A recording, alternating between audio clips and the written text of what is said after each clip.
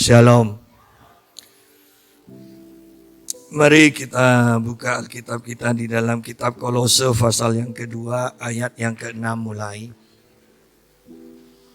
Kitab Kolose pasal yang kedua ayat yang ke-6 sampai ayat yang ke-10.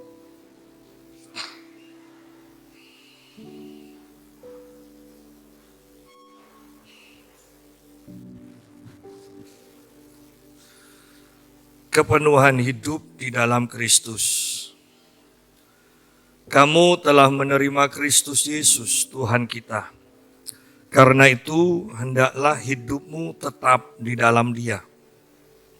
Hendaklah kamu berakar di dalam Dia dan dibangun di atas Dia. Hendaklah kamu bertambah teguh dalam iman yang telah diajarkan kepadamu. Dan hendaklah hatimu melimpah dengan syukur. Hati-hatilah supaya jangan ada yang menawan kamu dengan filsafat yang kosong dan palsu menurut ajaran turun-temurun dan roh-roh dunia. Tetapi tidak menurut Kristus, sebab dalam Dialah berdiam secara jasmania seluruh kepenuhan kealahan. Dan kamu telah dipenuhi di dalam Dia. Dialah kepala semua pemerintah dan penguasa. Nah, ini ayat-ayat yang sangat kuat. Yang kalau kita sungguh memahami dan mengalami hal ini, maka hidup kita akan selalu hidup dalam kepuasan. Ya. Kamu telah menerima Kristus Yesus dikatakan. Kita semua percaya bahwa yang ada di sini semuanya sudah menerima Yesus sebagai Tuhan.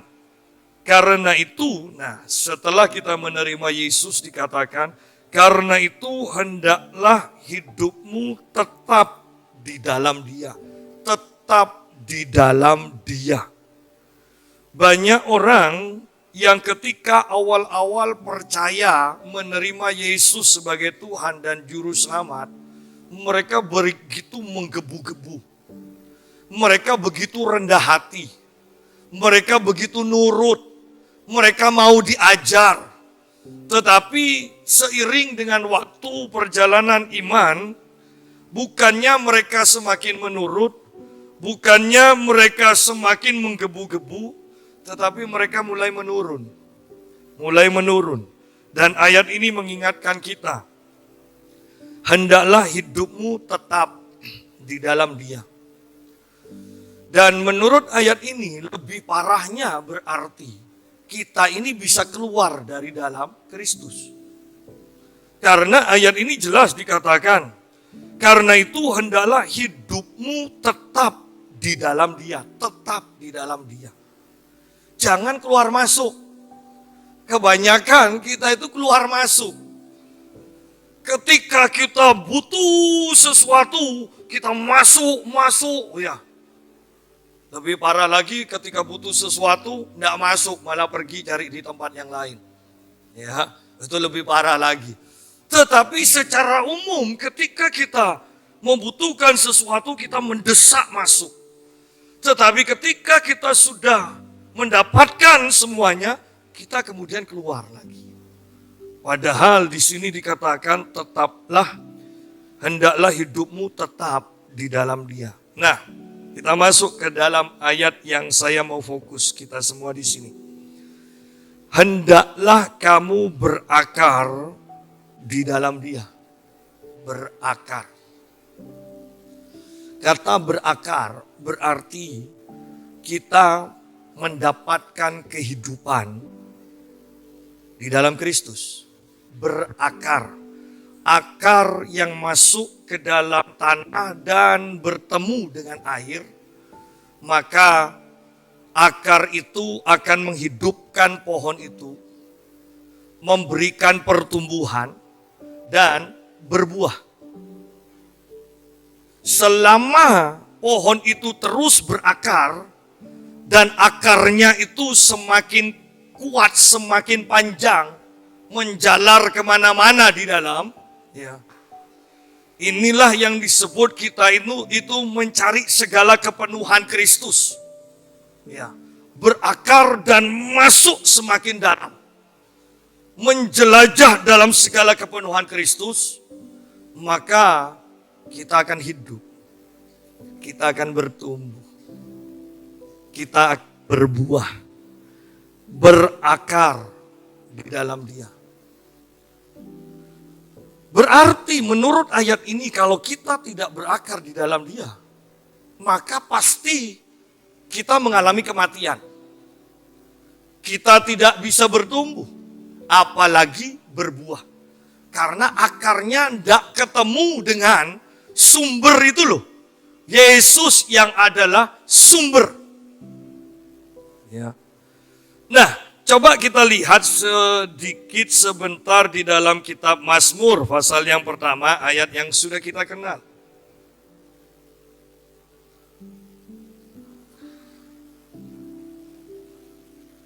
Ayat yang pertama mulai, berbahagialah orang yang tidak berjalan menurut nasihat orang fasik, yang tidak berdiri di jalan orang berdosa, dan yang tidak duduk dalam kumpulan pencemooh. Saya langsung kepada ayat yang kedua. Berbahagialah orang yang kesukaannya ialah Taurat Tuhan. Dan yang merenungkan Taurat itu siang dan malam. Ia seperti pohon yang ditanam di tepi aliran air. Ini yang disebut berakar. Ya. Ia seperti pohon yang ditanam di tepi aliran air, yang menghasilkan buahnya pada musimnya, dan yang tidak layu daunnya, apa saja yang diperbuatnya berhasil. Orang yang berakar di dalam Kristus, ciri-cirinya, kita tahu diri kita berakar atau tidak, adalah kesukaan kita itu apa? Itu loh. Jelas di sini dikatakan yang kesukaannya ialah Taurat Tuhan. Saya sederhanakan karena kita hidup dalam perjanjian baru. Yang kesukaannya adalah firman Tuhan. Dan yang merenungkan Taurat atau firman itu siang dan malam. Kalau di sini berbicara tentang Taurat, berarti 5 kitab. Yang pertama, Kejadian sampai Ulangan. Nah, Anda bisa bayangkan, kalau 5 kitab saja menjamin bahwa kita akan berhasil, apa saja yang kita kerjakan akan berhasil, itu 5 kitab. Sedangkan kita mempunyai lebih, ya kan? 39 kitab di dalam perjanjian lama, 27 kalau tidak salah, 27 di dalam kitab perjanjian baru. Dan ini adalah jaminan bahwa 5 kitab saja jelas di sini dikatakan bahwa ia akan seperti pohon yang ditanam di tepi aliran air yang menghasilkan buahnya pada musimnya, dan yang tidak layu daunnya, apa saja yang diperbuatnya berhasil. Saya mau katakan di sini adalah ketika Anda membaca ayat ini, tidak ada tersirat kemungkinan kecil kita akan gagal. Tidak tersirat sedikit pun. Di sini hanyalah keberhasilan. Bahkan dikatakan apa saja yang diperbuatnya berhasil. Pak, tapi saya sudah berakar. Jujur, berapa jam setiap hari kita membaca firman dan merenungkan firman? Reinhard Bonnke mengatakan dia menghabiskan setiap hari membaca merenungkan firman Tuhan 4-5 jam. Dan saya dengan istri saya yang melihat YouTube itu kaget. 4-5 jam. Sehingga ketika dia hanya berkhotbah, hanya berkhotbah, Yesus adalah Tuhan, Yesus adalah juru selamat, banyak orang yang melompat, aku disembuhkan, aku disembuhkan, aku disembuhkan. Reinhard Bonnke katakan, Padahal saya tidak mengkhotbahkan atau belum mengkhotbahkan kesembuhan. Hanya mengkhotbahkan Yesus adalah Tuhan dan Juru Selamat dikatakan. Dan orang-orang sudah lompat menerima kesembuhan. Sidang jemaat. Tetapi yang saya lihat adalah, yang saya perhatikan, 4-5 jam dia gunakan untuk membaca dan merenungkan firman Tuhan setiap hari. Dan saya juga mau katakan, saya yakin Reinhard Bonnke jauh lebih sibuk dari kita. Saya jamin Reinhard Bonnke jauh lebih sibuk dari kita. Berarti kita tidak punya alasan yang kuat yang mengatakan aku tidak punya waktu. Karena tidak mudah bukan untuk mengatur dalam KKR 1 hari, 1 kali KKR, 1 juta orang lebih bisa hadir. Itu bagaimana untuk mengkoordinir satu tempat yang bisa nampung 1 juta. Dan dengan peralatan yang seadanya harus ada lampu, sound system, segala macam. Kemudian orang-orang yang dipersiapkan untuk mencatat siapa yang terima Tuhan Yesus. Jadi mereka sudah siap nanti yang di depan. Kalau ada yang maju terima Tuhan Yesus itu langsung ada yang datang mencatat. Supaya nama-nama mereka yang percaya menerima Yesus itu langsung diserahkan kepada gereja setempat. Itu alamatnya sudah dijelaskan. Alamatnya di sini, oh gereja terdekat ini. Gereja terdekat nanti yang akan menerima orang itu. Bisa bayangkan kesibukan dari tokoh ini. Tetapi dalam kesibukannya, dia tidak meninggalkan atau mengurangi hal yang paling penting. Yaitu akarnya terus tersambung dengan sumber air kehidupan. Seringkali ketika kita sibuk, kita akan mengurangi yang terpenting ini. Martin Luther, semua orang Kristen kenal, tak kenal, pokoknya tahu Martin Luther, wah bangga. Ya, tokoh reformasi penginjilan, ya kan? Di dalam kekristenan dia tokoh. Tetapi tahukah Anda apa yang dikatakan oleh Martin Luther? Ketika dia ditanya, berapa jam setiap hari dia berdoa? 4 jam dikatakan. Terus, tidak sibuk. Semakin saya sibuk, saya akan bangun semakin pagi untuk berdoa dan menambah jam doa saya. Dia katakan. Semakin sibuk dia akan bangun lebih pagi lagi dan menambah jam doanya. Anda lihat, yang penting itu akarnya. Ketika akar ini tersambung dengan sumber air kehidupan, mau di luar cuaca mau panas bagaimanapun, cuaca mau angin badai bagaimanapun, yang saya mau katakan, ketika akar ini sudah menjelajah kemana-mana, pohon itu tetap akan kuat, akan teguh, dan akan menghasilkan. Kalau saya perjalanan ke Surabaya, saya melihat di Suramadu itu banyak pohon bertumbangan. Kenapa? Karena pohon itu ditanam sudah besar. Ketika dia tumbang kena angin, saya dan istri saya ketawa, iya orang akarnya ada. Itu pohon itu ditanam sudah besar, kemudian disanggah. Ketika kena angin sedikit, pohon yang besar yang kelihatan gagah, akarnya ada. Itu bukan karena anginnya terlalu kencang di Suramadu, tetapi karena akarnya dari pohon itu memang tidak ada. Oleh karena itu saya mau katakan, mau badai bagaimanapun, ketika akarnya kuat dan menjalar kemana-mana, pohon itu tetap akan berdiri. Mau sepanas apapun, seterik apapun, ketika akar dari pohon itu tersambung kepada air sumber kehidupannya, tetap dia akan berbuah. Dia tidak akan layu. Dia tidak akan layu. Sidang jemaat, bagaimana dengan kehidupan kita? Bahkan seringkali yang kita sebut cobaan ujian, sebenarnya bukan atau belum sampai dalam taraf cobaan atau ujian. Yang jadi masalah adalah kita tidak tersambung dengan sumber air kehidupan itu. Akar dari pohon itu belum sampai kepada sumber air kehidupan. Jelas di sini dikatakan orang yang kesukaannya ialah Taurat Tuhan dan yang merenungkan Taurat itu. Dan disebut merenungkan Taurat itu di pagi buta. Disebut merenungkan Taurat itu siang dan malam. Saya membayangkan begini berarti.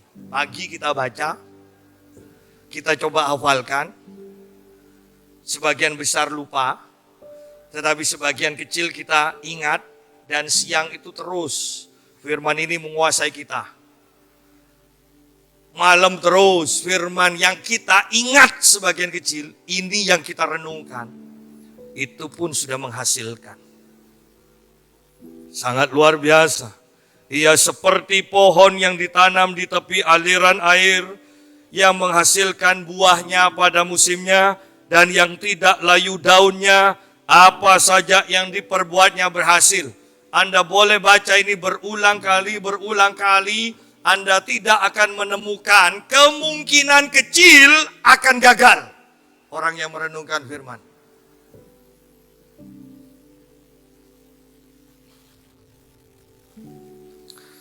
Saya kalau ingat Om Ishak Liu almarhum, doanya jelas sudah. Kalau doanya sudah jelas. Ya, 9 jam setiap hari. 6 sampai 9 jam setiap hari. Dengan gayanya khotbah yang kalau saya katakan jelek. Tetapi bisa membangun gereja sampai 5 lantai hanya dengan dimulai 8 orang. Tetapi lebih daripada itu, jangan hanya kita fokus, Om Ishak 6 sampai 9 jam. Kalau Anda perhatikan kata-katanya itu tidak bagus, tetapi setiap yang dia ucapkan itu adalah firman Tuhan. Saya diceritakan oleh Om Frandeman, dia kalau Om Ishak Liu khotbah, maka Om Ishak Liu hanya menyebutkan firman-Nya dan ayatnya. Om Fran itu harus langsung catatkan, langsung sebut supaya jemaat tidak ketinggalan. Ya. Jadi murid-murid dari Om Ishak Liu diharuskan untuk menghafal ayat-ayat dari Alkitab itu. Sehingga ketika Om Ishak Liu menyampaikan firman ini yang disampaikan ya dari ayat ini, maka ayatnya langsung murid-muridnya itu yang akan nyebutkan. Sidang jemaat. Dan kita tahu bahwa murid-murid dari Om Ishak Liu tidak pernah dikasih modal untuk membangun, ya, modal berupa uang untuk membangun gereja. Tetapi semua muridnya adalah perintis yang berhasil membangun gereja dari nol. Apa kuncinya? Merenungkan firman Tuhan. Terhubung dengan akarnya. Akarnya ini terhubung dengan air, sumber kehidupan. Coba lihat. Tidak ada kemungkinan kecil untuk gagal. Ketika kita mau menyediakan waktu. Ketika kita tahu yang terpenting. Ini loh yang terpenting. Akar kita semakin kuat di dalam Kristus. Semakin mencengkeram Kristus. Itu seperti monyet kalau di pohon kena angin badai, itu semakin dia pegang. Ya. Sama dengan ini, ketika akar kita semakin dalam dan semakin mencengkeram sumber air kehidupan itu, kita akan semakin kuat. Kita akan berhasil, pasti berhasil. Ya. Seringkali orang menghibur diri dan mengatakan, yang penting walaupun gagal di dunia, yang penting berhasil masuk surga. Saya mau katakan, masuk surga jauh lebih berat, jauh lebih sukar daripada berhasil di muka bumi. Oleh karena itu pemikiran kita harus berubah. Kalau ke surga aja kita bisa masuk, apalagi usaha di bumi. Seharusnya kan seperti itu. Yang sukar aja bisa masuk, apalagi yang jauh lebih ringan, lebih mudah. Seharusnya kita bisa berhasil. Kembali kepada Kolose pasal yang kedua, ayat yang ke-7. Hendaklah kamu berakar dalam Dia dan dibangun di atas Dia. Dibangun di atas Dia. Berarti dasarnya Yesus.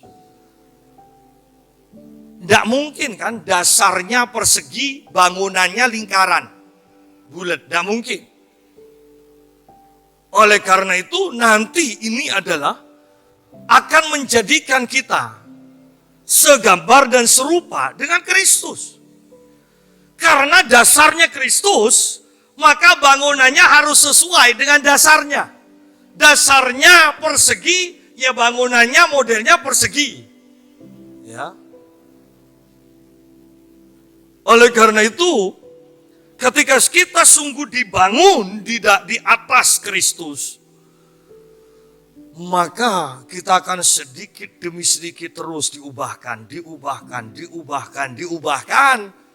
sampai orang yang sudah lama tidak ketemu kita, ketika ketemu kita, mereka akan heran, loh gaya bicaramu kok berubah, sifatmu kok berubah, ya kan? Dan itu menjadi kesempatan bagi kita untuk bersaksi. Itu menjadi kesempatan untuk bersaksi. Dan dibangun di atas Dia. Dibangun. Bagaimana kita dibangun? Bisa saja kita dibangun berdasarkan uang yang diberikan. Kita bisa dibangun berdasarkan pendidikan. Kita bisa dibangun berdasarkan lingkungan. Kita mengenal kalau sudah lingkungannya pencuri, tidak akan jauh orang itu akan jadi pencuri. Dan kita katakan, sudah memang lingkungannya seperti itu. Tetapi di dalam Kristus, apapun latar belakang kita, maka kita harus dibangun di atas dasar Kristus ini. Sehingga lingkungan tidak akan mempengaruhi kita lagi. Tetapi kita akan dipengaruhi oleh Kristus. Ini akhir zaman, saya ingatkan. Ini waktunya kita terus dibentuk, terus dibangun. Ini akhir zaman. Dibangun di atas Dia. Hendaklah kamu bertambah teguh dalam iman yang telah diajarkan kepadamu. Wow. Bukan hanya sekedar dibangun, tetapi di sini dikatakan engkau harus bertambah teguh, kokoh. Bagaimana supaya teguh, bagaimana supaya kokoh? Maka kita harus diajar di dalam iman yang benar oleh orang yang benar. Lihat Kolose pasal yang pertama ayat 23. Sebab itu kamu harus bertekun dalam iman, bertekun dalam iman, tetap teguh, ya, dan tidak bergoncang. Dan jangan mau digeser dari pengharapan Injil yang telah kamu dengar dan yang telah dikabarkan di seluruh alam di bawah langit, dan yang aku ini, Paulus, telah menjadi pelayannya. Sederhananya, aku sudah mengajar engkau supaya engkau terus bertekun di dalam iman, tetap teguh dan tidak bergoncang, jangan mau digeser dari pengharapan Injil. Ingat, aku sudah ajarkan kau, ingat semua yang aku ajarkan. Penting pengajaran itu karena kita nanti lihat ayat yang ke-8 dari pasal yang kedua, Kolose pasal 2 ayat yang ke-8. Di sini dikatakan, hati-hatilah supaya jangan ada yang menawan kamu dengan filsafatnya yang kosong dan palsu menurut ajaran turun-temurun dan roh-roh dunia, tetapi tidak menurut Kristus. Jadi pengajaran itu sangat penting. Paulus tidak mau jemaat Kolose yang sudah dia rintis, sudah dia ajar, kemudian melupakan pengajarannya dan menerima pengajaran yang lain, yang bahkan bertentangan dari pengajaran Kristus. Wah, berarti Paulus terlalu egois. Oh tidak, Paulus mengasihi jemaat yang sudah dirintisnya. Paulus ingin melihat jemaat berhasil. Paulus ingin melihat jemaat diselamatkan. Karena ketika kita menerima pengajaran yang berbeda dari pengajaran Kristus, maka secara otomatis iman kita melenceng, iman kita digeser, dikatakan di sini. Ya. Jangan mau digeser dari pengharapan Injil, jangan mau. Jangan mau digeser. Seringkali saya katakan, ketika kita sudah digeser sedikit, Anda tidak akan pernah tahu bahwa mimbar ini sudah digeser, sudah pindah sedikit. Besok Anda tidak lihat dan mimbar ini digeser sedikit, Anda akan katakan tetap sama. Anda bisa bayangkan kalau sudah 1 tahun atau 1 bulan aja saya geser tiap hari. Anda menganggap itu hal yang biasa, memang sudah di tempatnya. Padahal awalnya di tengah, sekarang sudah di pinggir. Anda bisa bayangkan ketika Anda mengarah pada tujuan seharusnya ke sana, tetapi Anda geser sedikit. Toh nanti tetap ke selatan. Tetapi semakin ditarik panjang, Anda akan melenceng terlalu jauh. Dan itulah yang terjadi sekarang. Itulah yang terjadi sekarang. Yesus katakan, pergilah ke seluruh dunia. Kalau engkau percaya, engkau akan menumpangkan tangan pada orang sakit dan orang sakit akan sembuh. Engkau akan mengusir setan-setan. Engkau akan berkata-kata dalam bahasa yang baru. Sekalipun engkau minum racun maut, engkau tidak akan binasa. Ketika kita menginjil dan ada orang yang tidak suka dan tanpa setahu kita memberikan racun, Tuhan yang akan menyelamatkan kita. Tetapi perhatikan sekarang, bukankah kita sudah bergeser? Janji awal atau ketetapan awal, amanat agung awal dari Tuhan adalah menumpangkan tangan pada orang sakit. Bagi setiap orang yang percaya, engkau menumpangkan tangan pada orang sakit sembuh. Dan sekarang melenceng sedikit demi sedikit dan kita sampai dalam taraf. Tuhan sudah tidak menyembuhkan lagi, sudah diganti oleh dokter. Perhatikan pergeserannya, sudah 1000 tahun lebih, hampir 2000 tahun. Dan inilah yang terjadi. Awalnya sedikit, sekarang kok beda jauh. Tuhan yang menyembuhkan sekarang menjadi Tuhan yang sudah tidak menyembuhkan. Beda jauh.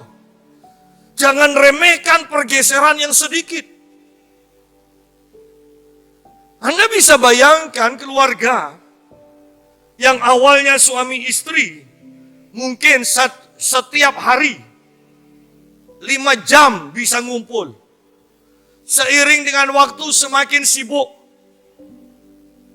hanya 3 jam bisa ngumpul. Seiring dengan waktu, tinggal 1 jam sehari bisa ngumpul. Seiring dengan waktu, seminggu hanya 1 jam bisa ngumpul. Anda bisa bayangkan apa yang akan terjadi? Awalnya bisa bergurau, sekarang tidak bisa bergurau lagi.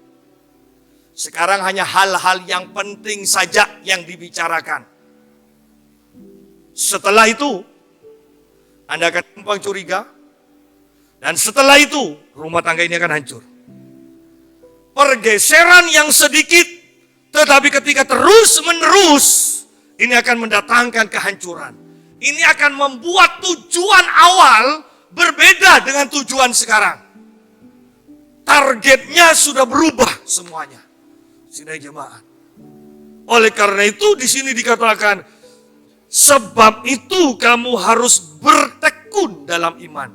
Supaya bisa teguh, di sini dikatakan ayat yang ke-7 dari pasal 2. Hendaklah kamu bertambah teguh dalam iman yang telah diajarkan kepadamu. Bagaimana supaya bisa bertambah teguh? Kita harus terus bertekun di dalam iman. Tekun. Tekun. Ketika saya latihan karate, awalnya sikap karate seperti ini. Dan kelihatannya aneh. Ya, karena biasanya saya begini. Sekarang suruh begini 1 jam. Awalnya lucu. Dikira peto Kristang Soko. Iya kan? Tetapi lama-lama, awalnya gemeter loh. Lama-lama biasa. Tetapi itu bukan setelah latihan kedua kalinya menjadi biasa. Itu setelah berpuluh-puluh kali latihan, baru kaki ini bisa teguh, bisa enak di posisinya. Dan di sini juga supaya kita bertambah teguh dalam iman. Maka kita harus bertekun di dalam pengajaran iman. Bertekun di dalam pengajaran iman. Supaya kita bisa tetap teguh dan tidak bergoncang. Berarti pengajaran yang benar, pengajaran iman. Dan ini harus dilakukan dengan tekun. Tujuannya adalah di depan nanti pasti akan banyak goncangan-goncangan. Ketika kita tidak teguh, maka kita akan tergoncangkan. Karena itu saya juga katakan bahwa gereja seperti sekarang ini, seharusnya gereja ini gunanya untuk memperlengkapi. Bukan hanya sekedar melayani. Karena ketika gereja nanti hanya gembala, pemimpin rohani hanya melayani, satu saat setiap orang akan menghadapi masalahnya masing-masing.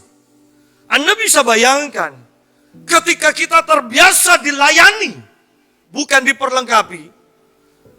Si A mengalami masalah, menghadapi masalah, si B menghadapi masalah, si C menghadapi masalah, kita menghadapi masalah juga.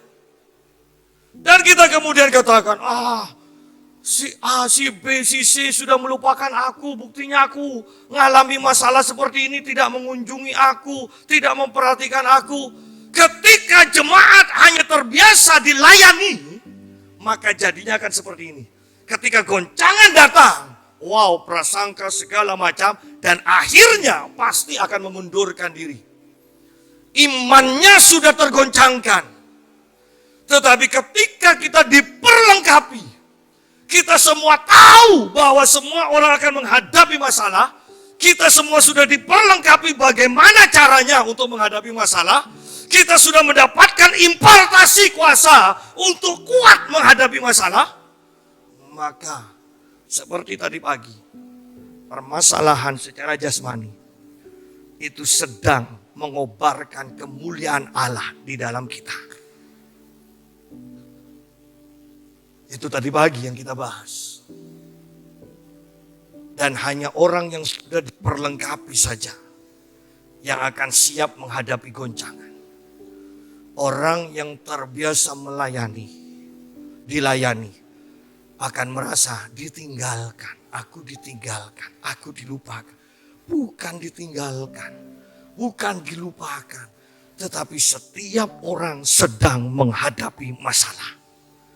Bersyukurlah jemaat yang sudah diperlengkapi.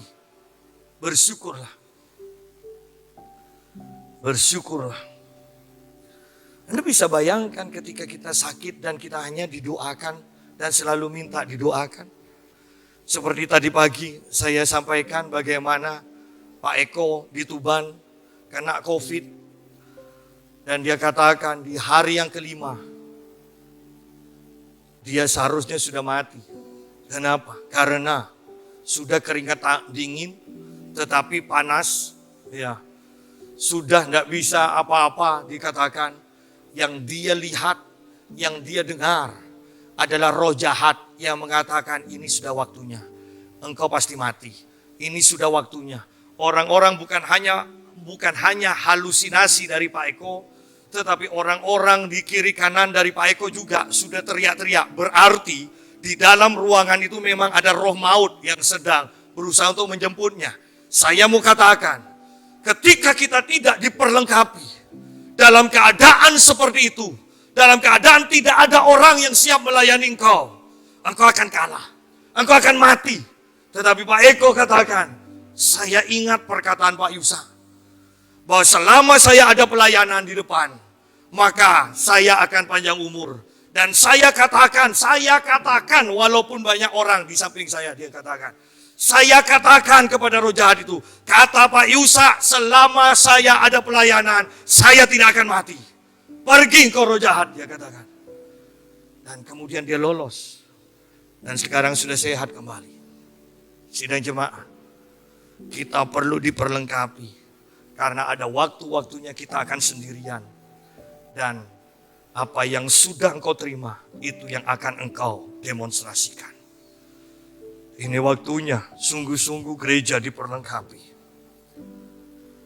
Anda mau panggil pendeta pun, kalau sudah masuk kamar isolasi, tidak bisa. Iya kan? Tidak bisa. Ada waktunya memang. Kita harus berjuang sendiri.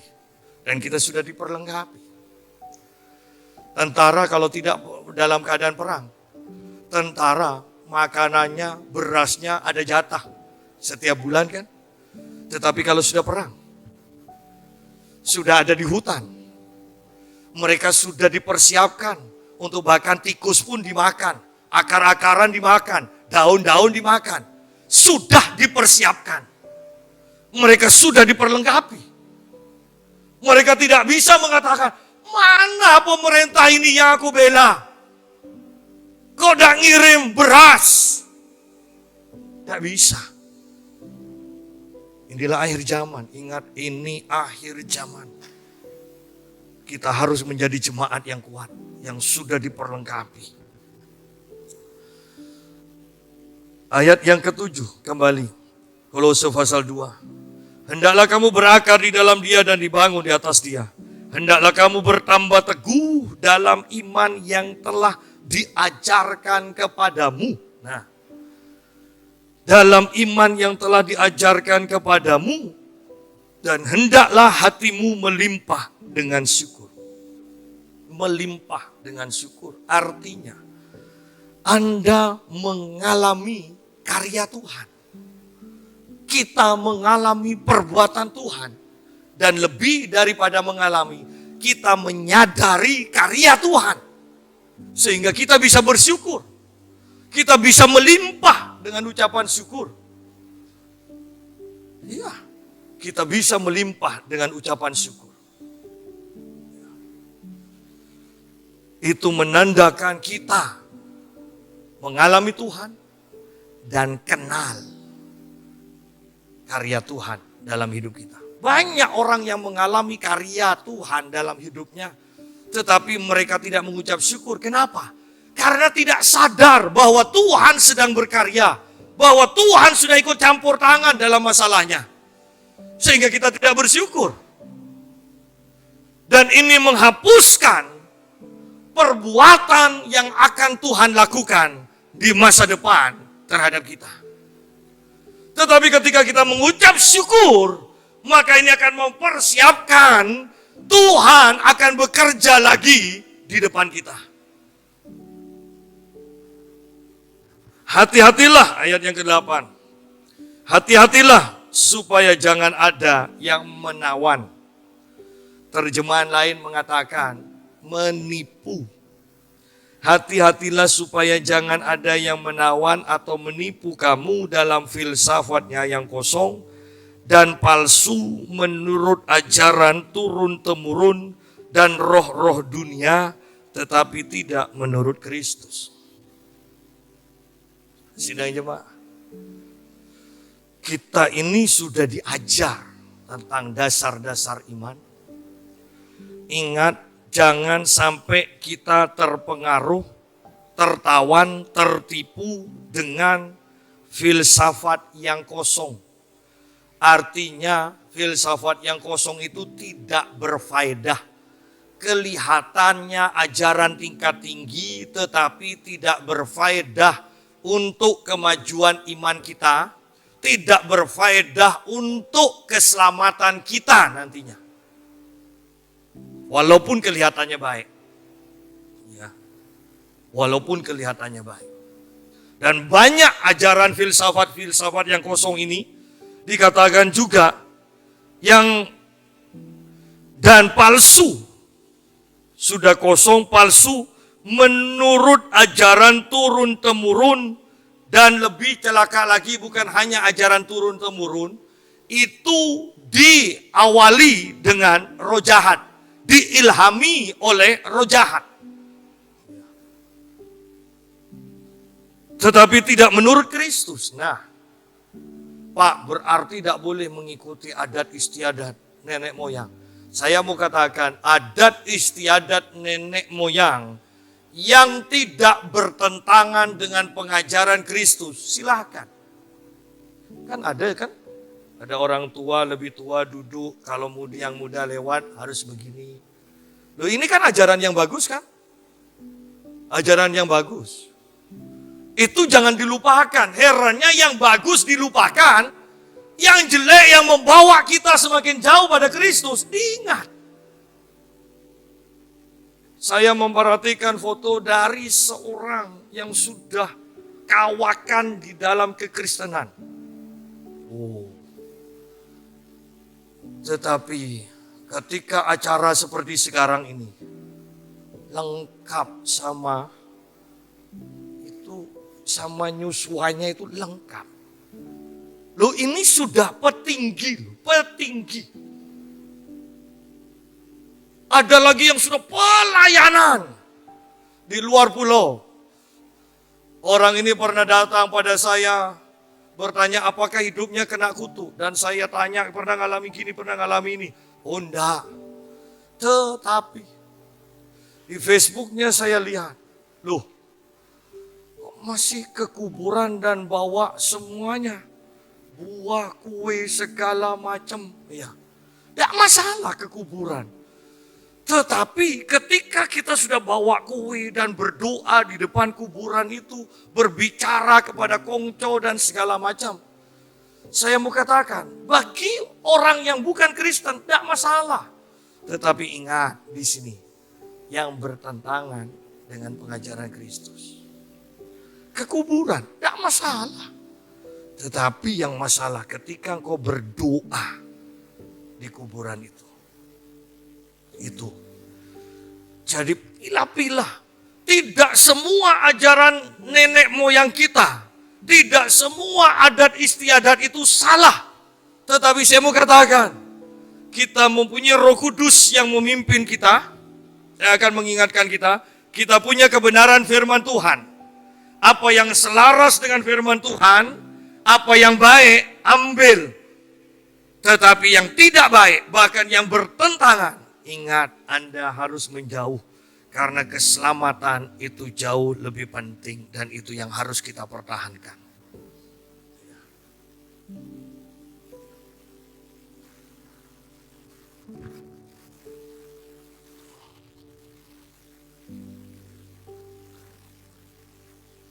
Ayat yang ke-18. Janganlah kamu biarkan kemenanganmu digagalkan oleh orang yang pura-pura merendahkan diri dan beribadah kepada malaikat, serta berkanjang pada penglihatan-penglihatan, dan tanpa alasan membesar-besarkan diri, oleh pikirannya yang duniawi. Sedangkan ia tidak berpegang teguh kepada kepala, yaitu Kristus, dari mana seluruh tubuh yang ditunjang dan diikat menjadi satu oleh urat-urat dan sendi-sendi menerima pertumbuhan ilahinya. Ingat, sebagai jemaat kita hanya bisa bertumbuh ketika kita di tadi ayat 7 berakar di dalam Kristus. Sekarang di ayat yang ke-19 ketika kita melekat sebagai tubuh, melekat kepada kepala, kita baru bisa bertumbuh. Ya. Sehebat apapun pengajar itu, walaupun mereka sudah sering kali naik turun surga dan neraka, walaupun mereka mengatakan bertemu dengan Mikael, mempunyai 3 malaikat pelindung dan sebagainya. Dan kemudian mereka juga mengatakan bukan menyombongkan diri ya, tetapi saya hanya mau menyaksikan. Pura-pura merendahkan diri. Tetapi mereka tidak berbicara sesuai dengan firman Tuhan. Alkitab katakan tolak mereka. Tolak. Ya. Tolak. Kadang saya lucu sekarang memperhatikan gereja suka sekali sama pendeta yang sedikit-sedikit penglihatan. Sedikit-sedikit bisa bernubuat. Ya. Tidak salah, tetapi ingat. Orang itu punya firman atau tidak. Sampai dalam level yang aneh-aneh. Untuk menghadapi COVID katanya saya disuruh Tuhan Yesus. Jemaat kalau mau sehat harus makan ini dari buah-buah ini loh. Ini kan sama dengan dukun yang dapat rempah-rempahnya dari alam gaib. Iya kan? Sidang jemaat. Sekalipun mereka itu mengatakan, aku dapat penglihatan. Yesus sendiri yang datang. Malaikat Mikael yang datang. Malaikat Gabriel yang datang. Ingat. Ketika mereka lemah di dalam firman Tuhan. Dalam pembicaraan mereka tidak ada ayat-ayat yang keluar sama sekali. Dalam pembahasan mereka tidak diperkuat oleh firman Tuhan juga. Saya mau katakan, engkau sedang disimpangkan. Engkau sedang dibawa keluar dari alur Tuhan. Ya. Ini waktunya fokus kita adalah firman. Mendapatkan pengajaran yang benar. Mendapatkan pengajaran yang benar. Supaya kita menerima pertumbuhan ilahi. Dikatakan ayat yang ke-19 bagian akhir. Supaya kita menerima pertumbuhan ilahi. Sebagai tubuh kalau kita melekat dengan kepala. Yaitu Kristus. Sebagai tubuh yang dipererat dengan urat-urat dan tulang-tulang yang melekat. Ketika kita melekat kepada kepala itu, kita akan mengalami pertumbuhan. Ketika kita berakar dan akar kita sampai kepada sumber air kehidupan, apa saja yang dikerjakan berhasil. Saya mau katakan kembali, tidak ada kemungkinan tersirat sekecil apapun, kita akan gagal. Berhasil dikatakan. 1 berhasil meningkat sampai dalam taraf. Apa saja yang dikerjakan berhasil. Tapi Pak, kok banyak yang gagal? Kembali tanya. Berapa jam waktu yang diluangkan untuk Tuhan? Itu membuktikan kita berakar. Lihat gaya hidupnya, perkataannya ada firman yang keluar atau tidak. Tindakannya apakah sesuai dengan firman atau tidak. Kalau memang semuanya sesuai, jaminan apa saja yang diperbuatnya berhasil. Berhasil, pasti. Firman Tuhan yang sudah katakan, pasti berhasil. Di tengah-tengah goncangan apapun juga. Di tengah-tengah penyakit apapun juga. pasti berhasil, pasti sehat, pasti dilindungi Tuhan. Ayat yang ke-9. Sebab dalam Dialah berdiam secara jasmania seluruh kepenuhan kealahan. Di dalam Kristus berdiam secara jasmania seluruh kepenuhan kealahan. Bahwa kita tidak bisa melihat Allah itu seperti apa. Tetapi supaya kita tahu Allah seperti apa, maka seluruh kepenuhan Allah itu tinggal di dalam Kristus. Yaitu Yesus sebagai anak manusia yang diurapi. Tujuannya supaya kita bisa melihat, oh Allah itu seperti ini. Maksudnya Pak Yusa bagaimana? Lihat Yesus, Allah itu seperti apa? Lihat Yesus. Kalau ada orang sakit, Yesus akan sembuhkan. Allah seperti itu. Kalau kita sakit, Allah tidak pernah menolak untuk menyembuhkan kita. Anda boleh baca di dalam 4 kitab Injil ini. Matius, Markus, Lukas, Yohanes. Tidak ada seorang pun yang sakit datang kepada Yesus tetap sakit. Tidak ada.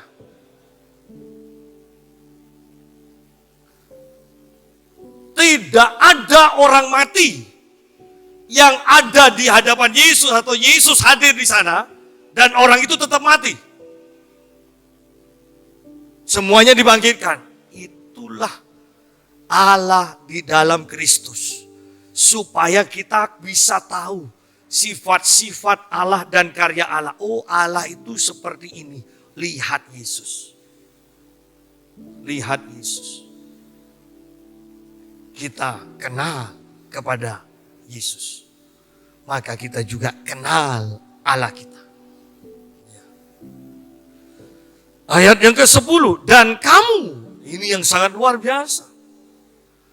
Ayat 9 dan 10 ini sangat luar biasa. Ayat 9 mengatakan seluruh kepenuhan kealahan tinggal di dalam Kristus. Dan ayat 10, dan kamu telah dipenuhi di dalam Dia, di dalam Kristus. Dialah Kristus kepala semua pemerintah dan penguasa. Kristus, segala kepenuhan Allah tinggal di dalam Kristus. Segala kepenuhan Kristus tinggal di dalam kita, gerejanya. Dan dengan hal seperti ini, banyak ternyata orang atau gereja yang tidak memahami. Buktinya, gereja hidup dalam kelemahan. Gereja hidup dalam kekalahan. Gereja hidup dalam ketidakberdayaan. Seluruh kepenuhan Allah tinggal di dalam Kristus. Seluruh kepenuhan Kristus tinggal di dalam kita. Anda bisa bayangkan apa yang terjadi melalui kita. Anda bisa bayangkan apa yang bisa terjadi melalui Kristus. Dan Anda pasti juga bisa membayangkan Kristus yang hidup di dalam kita. Sehingga apa yang bisa kita lakukan, kita bisa bayangkan sendiri. Inilah rencana Tuhan atas kehidupan kita. Jangan diperlemah dan jangan selalu mengatakan kita masih terdiri dari darah dan daging. Saya tahu kita masih terdiri dari darah dan daging. Tetapi semua kelemahan kita Tuhan tutupi dengan kekuasaannya Dia. Tuhan tutupi. Sehingga kita bisa mengatakan di dalam Kristus segala perkara dapat aku tanggung. Karena kita dikasihi Kristus, dikasihi Allah, maka kita adalah lebih daripada pemenang. Tadi pagi kita sudah bahas. Terus berakar, terus tersambung kepada sumber air kehidupan itu. Ketika akarnya sudah begitu kuat, maka pohon itu tetap akan berdiri dengan teguh. Kiranya Tuhan memberkati kita semua.